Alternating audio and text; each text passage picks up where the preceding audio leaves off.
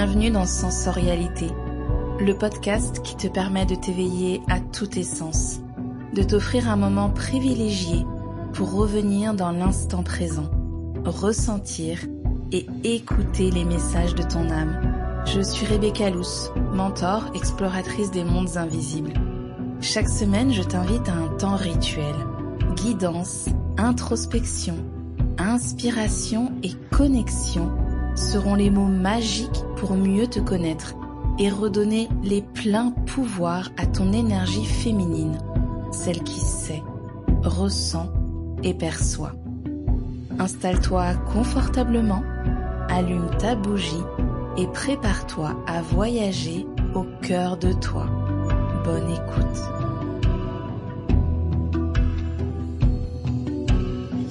Bienvenue dans ce nouvel épisode dans lequel on va aborder sous plein de coutures différentes la guidance du mois de mars. Comme à chaque fois, on va parler de numérologie, de tarot de Marseille, d'astrologie et puis on terminera par les conseils pratico-pratiques pour que tu puisses au mieux surfer sur ces énergies et avoir vraiment des opportunités de transformation, d'évolution durant ce mois de mars. Avant de commencer et de te donner les premiers mots qui sont arrivés parce que la guidance était bavarde, j'ai envie de remercier Arantxa. Si tu passes par ici, je pense que tu écouteras cette guidance parce que j'ai beaucoup aimé recevoir ton message le mois dernier. Et évidemment, vos commentaires, vos messages, vos petits mots me font toujours extrêmement plaisir. Donc si suite à un épisode, tu as envie vraiment de me partager, n'hésite pas à me mettre un commentaire, à venir me retrouver aussi sur Instagram parce que j'ai choisi cette année que ce soit mon espace de partage favori, privilégié, celui où je mettrai vraiment le plus de moi, celui où je vous offre mon temps, mes partages, mes expériences. Donc vos retours évidemment me touchent plus. Alors, cette guidance, elle annonce un mois quand même, un mois particulier parce qu'on va perdre un petit peu la tête.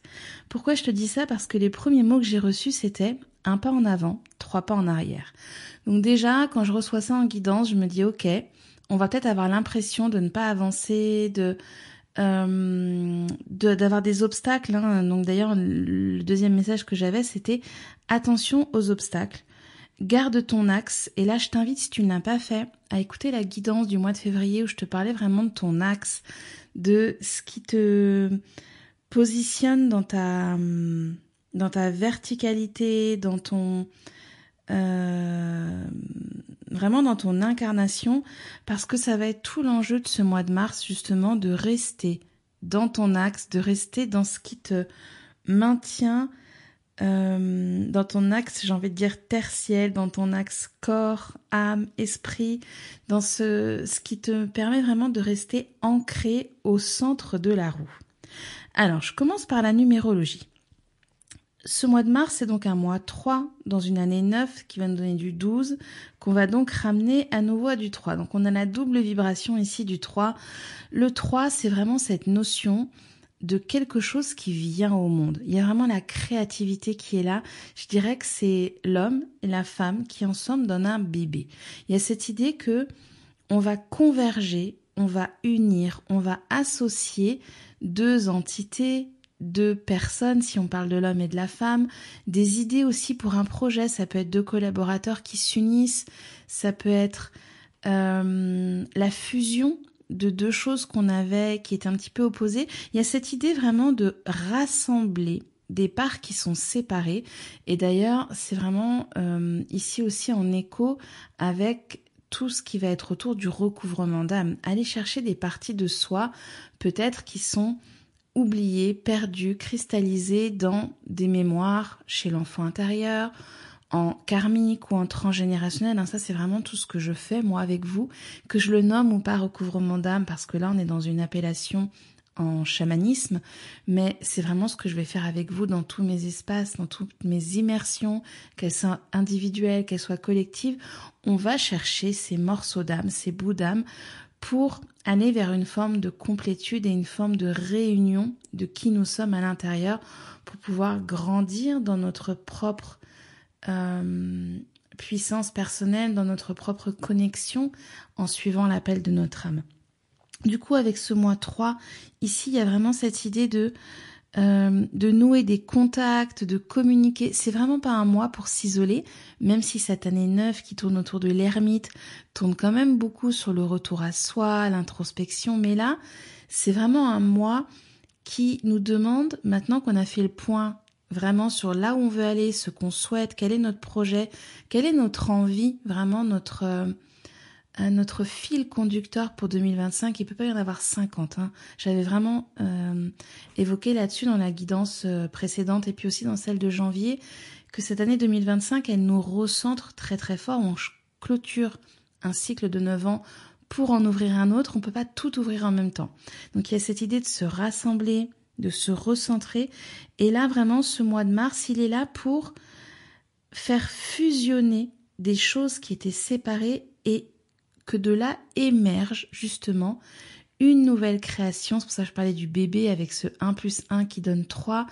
Une nouvelle création, une nouvelle conscience, un nouveau projet.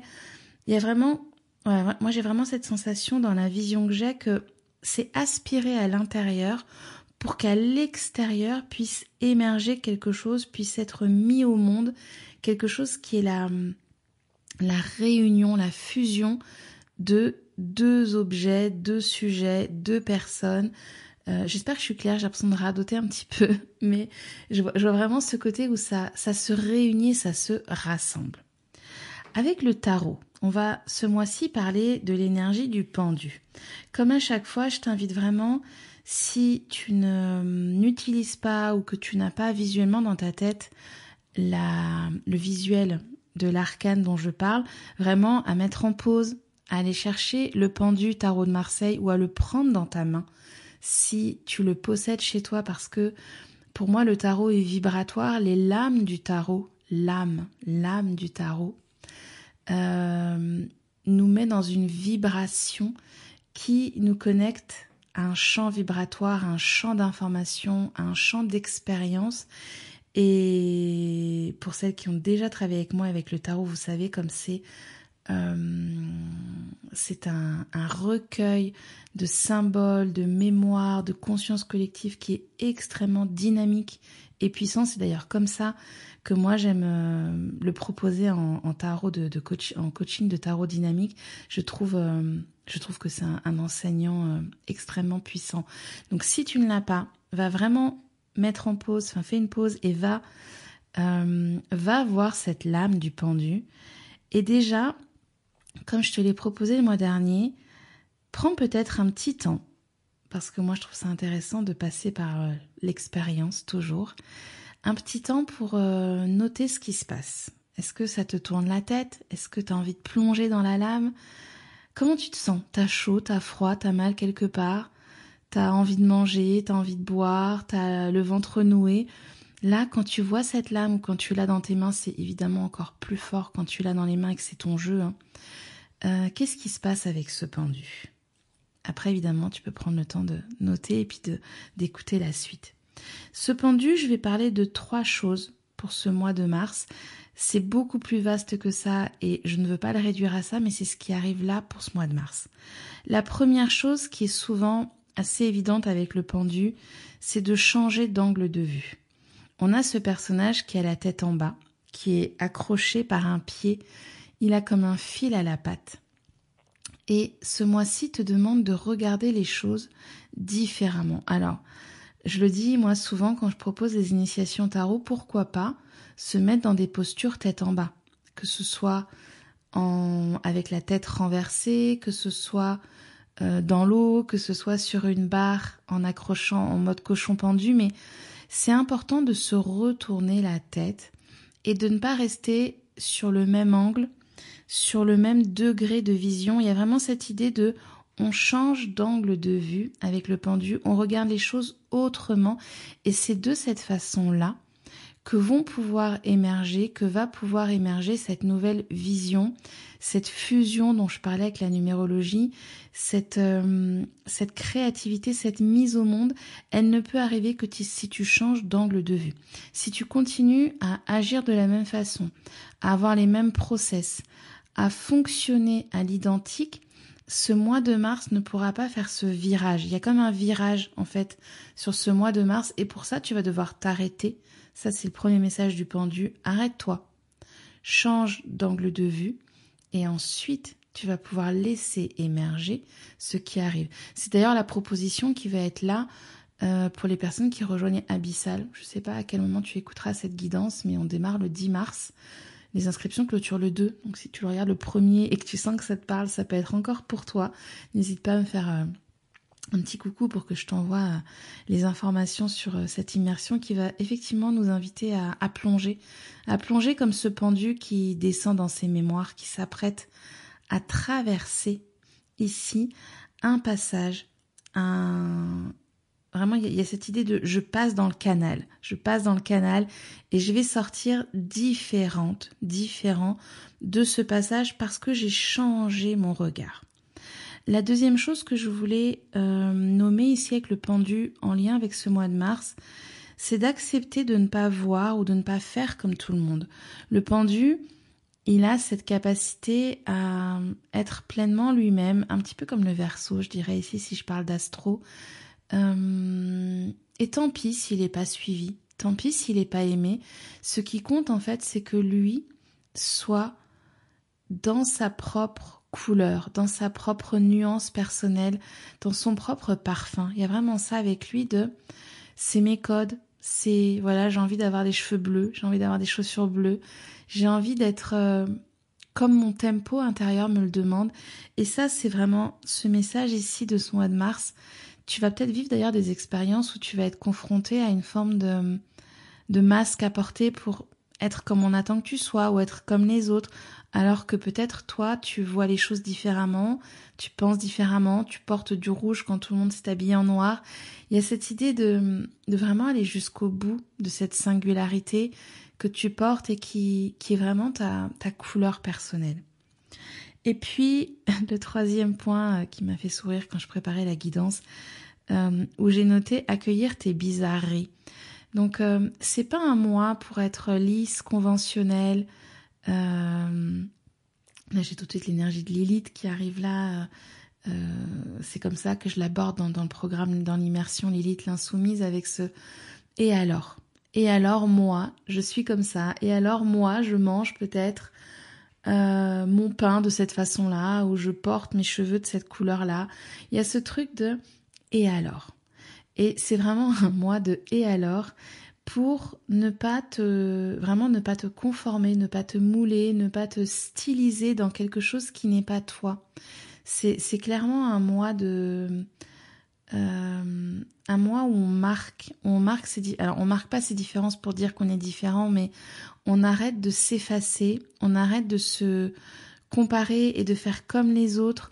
On est soi, et en étant soi, on est bien, on s'installe, on prend cette place où on tourne la tête et on est à sa place en fait. Il y a quelque chose de sois toi-même et accepte toutes les bizarreries qui te constituent et qui te composent. Petit point astro du mois, je pensais le mois dernier vous en parler et en fait je me rends compte que je suis passionnée d'astrologie et ça nourrit mon quotidien, mais j'arrive pas à trouver le temps d'en parler, que ce soit en épisode ou en newsletter. En fait, il y a tellement d'informations depuis le dernier trimestre 2024 que j'arrive pas à trouver l'espace de partager tout ce qui peut arriver en guidance, en prise de conscience.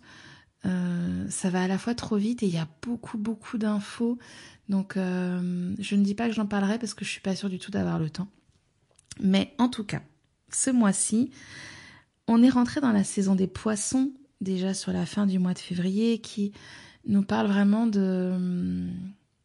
d'imaginaire, aussi de nostalgie, de rêverie, d'illusion. Ce moment où on quitte un peu la réalité, un petit peu ces enfants à qui on dit... je dis ces enfants parce que c'est quelque chose que j'ai beaucoup vécu quand j'étais enseignante, mais ça arrive aussi chez des adultes bien sûr, mais arrête d'être dans la lune. Mais justement, c'est un mois, on est dans la lune, c'est un mois, on est dans nos rêveries, c'est un mois, on est dans nos mondes à nous. dans notre monde intérieur, dans nos mondes extérieurs, où on n'est plus vraiment ancré dans la réalité. Et il va y avoir justement la pleine lune du 14 mars en Vierge, qui, elle, va clairement nous ramener dans la réalité. Donc ça peut être vraiment un bon moment pour voir ce qui émerge en termes de priorités, de choses qui peuvent te remonter à la figure. Parfois, il y a des choses comme ça, tu te dis, mais pourquoi je suis en train de vivre ça? Eh bien là, autour de cette pleine lune, donc on va dire entre le 12, 13 mars et jusqu'au 15, s'il y a des choses un petit peu surprenantes ou des choses qui résistent ou qui coincent, c'est peut-être la Vierge là qui est en train de te dire, hey, on va recadrer un petit peu les illusions, on va revenir dans le pratique, on va optimiser tout ça parce que le poisson là, il est en train de nous noyer, parfois de nous bercer d'illusions aussi. Et on peut s'y perdre dans cette énergie du poisson qui peut être voilée, qui peut être assez... qui manque de limites, de bordures. Et la Vierge, elle va vraiment t'aider. Donc je trouve que cette pleine lune, elle est très importante à regarder parce qu'elle va te montrer à quel endroit, dans quel domaine ou dans quel sujet, dans quel projet peut-être de ta vie en ce moment, tu as besoin de remettre de la structure, d'optimiser, de revenir dans quelque chose de peut-être plus pratico-pratique. Et puis, à la fin du mois, il y aura une nouvelle lune le 29 mars en Bélier qui, elle, va vraiment t'aider à avoir le courage d'y aller, le courage de foncer, le courage d'avancer. On va être vraiment là sur cette impulsion, cette étincelle qu'amène le Bélier. Donc, deux lunaisons, je trouve, assez fortes avec des énergies très différentes, mais moi, je prendrai le temps de les regarder. Je suis pas sûre de pouvoir vous proposer un espace rituel ou un cercle parce que, comme je te le disais en ce moment, il y a beaucoup de choses et mon énergie est plutôt focalisée sur la transformation et vraiment le dégagement, j'ai envie de dire, on bazarde de tout ce qui a besoin d'être bazardé sur cette année 9. Mais si je peux, j'essaierai de communiquer un peu autour de ces deux lunaisons. Et puis aussi, avant que j'aborde les conseils, on va être sur l'énergie d'Ostara ce mois-ci, au moment de l'équinoxe de printemps, 20-21 mars, avec vraiment cette naissance, cette mise au monde, le printemps qui arrive, ce moment où le jour et la nuit sont de durée égale et ça y est, on va basculer dans des journées qui vont être plus longues que nos nuits et l'énergie qui remonte et les envies de printemps qui remontent avec Kimball qu'on a eu les prémices. Mais là avec Ostara, ça y est, on est vraiment dans la créativité, on est dans l'œuf, on est dans le fait d'éclore. Moi j'adore cette énergie justement quand j'accompagne dans éclore pour celles qui démarrent souvent à ce moment-là. C'est vraiment un moment où l'énergie à l'extérieur de la nature pousse et aide pour l'éclosion. J'ouvre d'ailleurs une place là en mars et après ce sera fin avril si jamais c'est une immersion qui te porte et qui te parle. C'est peut-être ton moment à toi porté par l'énergie d'Ostara. Voilà déjà pour la guidance. Je vais m'arrêter là parce que je sens qu'il y a encore plein de choses qui arrivent mais j'en ai déjà dit beaucoup je crois, donc je vais aller sur les conseils. Alors le premier conseil dont j'ai un petit peu parlé en début de guidance, c'est le focus. Reviens sur tes objectifs, si tu as mis des objectifs, tes intentions. Reviens sur le mois dernier où je t'avais vraiment dit de venir te centrer, de poser ton besoin de l'année parce que on a tendance à s'éparpiller beaucoup dans un mois 3 avec l'énergie du printemps là qui arrive. Alors peut-être que c'est une carte sur laquelle tu as mis un mot, peut-être que c'est un mantra que tu t'es écrit, peut-être que c'est une lame de tarot qui t'inspire, une carte d'oracle. Mais là, c'est intéressant que vraiment, quelque part physiquement chez toi, tu as un endroit où régulièrement tu vois ton intention, par exemple de l'écrire et puis de la mettre sur ton frigo, dans la porte de ton placard, une note sur ton téléphone ou je sais pas, ton fond d'écran d'ordinateur, mais d'avoir un endroit où il est écrit quelque part noir sur blanc, il est dessiné, il est inscrit, ton focus de l'année 2025. Si ton focus est de changer de boulot, eh bien clairement tu marques nouveau job. Si ton focus c'est de trouver ton lieu de vie, trouver l'endroit où tu as envie de vivre, mets-toi peut-être une image de maison, de caravane, de tente, que sais-je, de cabane dans les bois, pour vraiment te rappeler que c'est ça qui est important cette année, parce que cette année peut faire monter beaucoup de choses et tu vas perdre ton or. Et quand on perd son or, l'énergie est dispersée et on va pas au bout de ce qui était important. Donc il y a une chose vraiment qui doit te guider, c'est ça, c'est ce focus, c'est ce centre qui est le cœur pour toi de ton année 2025. La deuxième chose que je t'invite à faire ce mois-ci, c'est des espaces, des ateliers, des temps créatifs. Du chant, de la danse, de la peinture, du dessin, de la poterie, de l'écriture. C'est un moment extrêmement foisonnant avec l'énergie du poisson, avec l'énergie d'Ostara, avec ce mois vraiment qui porte le double 3.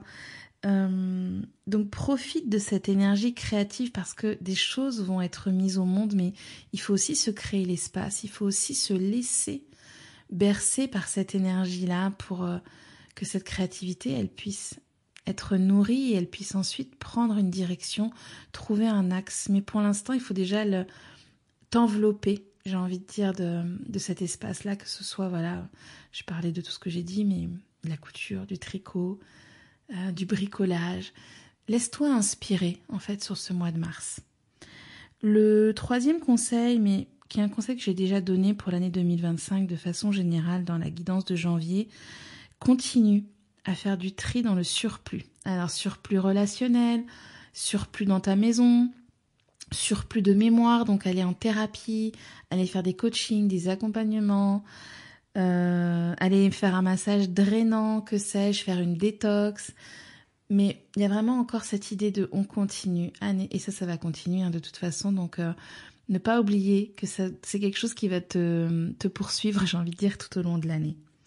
Et puis, quatrième et dernier conseil, cultive ton imaginaire. C'est vraiment le mois pour aller dans les mythes, les contes, tous les univers qui t'animent, qui t'habitent. Peut-être regarder des vidéos de voyage, écouter des musiques du monde qui t'inspirent. Après, ça dépend. Comment est-ce que toi, tu nourris ton imaginaire, ton monde intérieur? Est-ce que c'est en te mettant dans des visuels? Est-ce que c'est en te mettant dans des musiques? Est-ce que c'est en écoutant des histoires? Donc je sais pas, peut-être trouve-toi un super podcast ou prends du tissu. Moi je sais que les tissus m'aident énormément, aussi bien en termes de motifs, de couleurs, d'imprimés, à me mettre dans des univers, dans des espaces. Peut-être que c'est pour toi avec une palette de couleurs, mais il y a vraiment cette idée de te laisser envelopper, te laisser bercer, te laisser traverser.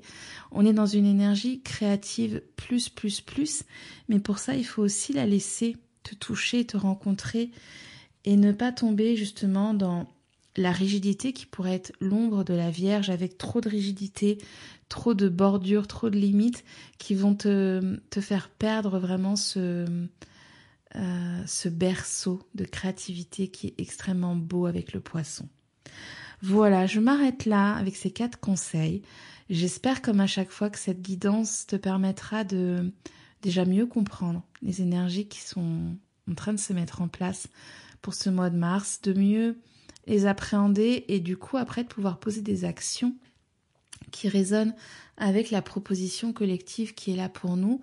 Et puis si jamais tu as envie de voir personnellement toi ce qui se joue en ce moment, c'est quoi, où t'en es et quelle est ta fréquence là en ce moment à connecter, eh bien n'hésite pas à réserver une guidance personnelle où là vraiment on va aller regarder pour toi le focus qui t'est proposé de faire et de voir pour pouvoir être dans ta propre fréquence personnelle. Je te remercie pour ton écoute. Je te retrouve la semaine prochaine pour un nouvel épisode ou le mois prochain si tu es adepte de la guidance du mois. À très bientôt.